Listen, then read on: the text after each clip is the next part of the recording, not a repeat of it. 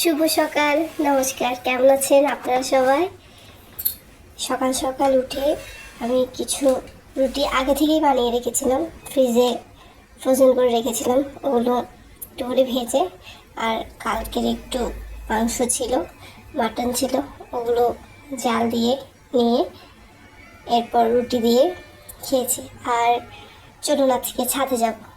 এটা হচ্ছে আমাদের বাসার উপরে ছাদ। ছাদ হচ্ছে 4 তলায়। এই যে বাবুর কাপড় চোপড় সবগুলো শুকাতে দিয়েছি।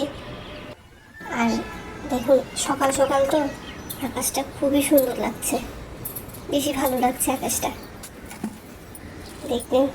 আর এখানে সুন্দর ন্যাচারাল একটা দৃশ্য আছে, প্রাকৃতিক একটা দৃশ্য আছে, মানে চারদিকে গাছপালা।